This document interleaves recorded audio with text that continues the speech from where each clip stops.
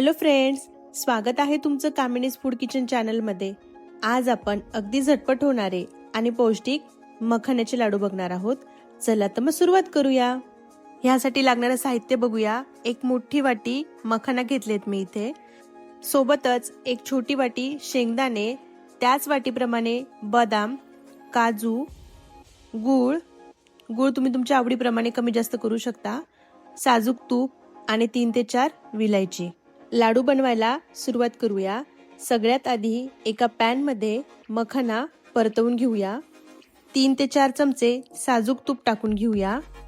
तूप थोडंसं कोमट झालं की त्यात मखाना टाकून घ्यायचा। मीडियम गॅसवर मखाना एकसारखा तुपामध्ये परतवून घ्यायचा, अगदी हलक्या हाताने। तुपामध्ये छान असा क्रिस्पी परतवून झालाय मखाना।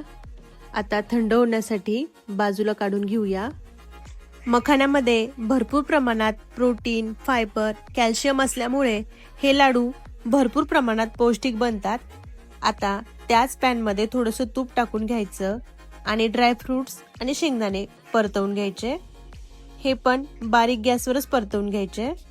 शेंगदाणे, काजू आणि बदाम तुपामध्ये बारीक गॅसवर अगदी हलक्या हाताने परतवून घ्यायचे। हलकासा कलर बदलेपर्यंत परतवून घ्यायचे। मस्त असे परतवून झालेत बघा ड्रायफ्रुट्स आणि शेंगदाणे। आता हे पण साईडला थंड होण्यासाठी काढून घेऊया। मखाण्याच्या जोडीला ड्रायफ्रुट्स असल्यामुळे हे दुपटीने पौष्टिक होतात। परतवून घेतलेले मखाना आणि ड्रायफ्रुट्स थंड होईपर्यंत आपण ह्यासाठी लागणारी गुळाची चाचणी बनवून घेऊया। त्यासाठी एका पातेल्यामध्ये 1 वाटी गूळ आणि त्याच वाटीने 1 वाटी पाणी आणि थोडीशी विलायची टाकून घ्यायची। उकळी आली की साजूक तूप घालून एकसारखं हलवत राहायचं। 7 ते 8 मिनिटं बारीक गॅसवर ह्याला छान उकळवून घ्यायचं। चाचणी तयार झालेली आहे। एका मोठ्या प्लेटमध्ये मखाण्याची पावडर बनवून घेतलेली आहे, ती टाकून घेऊया।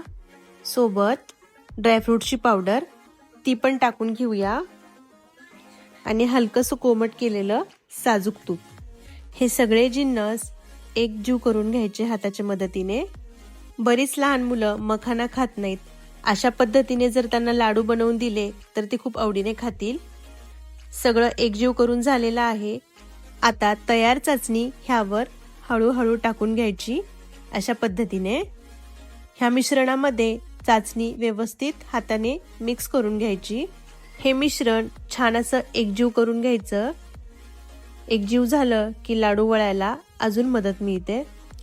तुम्ही जर कमी गोड खात असाल तर गुळाचं प्रमाण थोडं कमी पण करू शकता। सगळे लाडू अशा पद्धतीने मी तयार करून घेतलेत। सकाळच्या घाईमध्ये बरीच मुलं ड्रायफ्रुट्स खायला आणि मखाना खायला नको म्हणतात। अशा पद्धतीने जर लाडू बनवून दिले तर मुलं अगदी आवडीने खातील आणि आईंचा प्रश्नच मिटून जाईल। आज बनवलेले हेल्दी लाडू तुम्हाला कसे वाटले हे नक्की कमेंट करून सांगा। रेसिपी आवडली असेल तर लाईक करा आणि चॅनलला सबस्क्राईब। परत भेटूया अशाच एका नवीन हेल्दी रेसिपी सोबत। तोपर्यंत बाय बाय।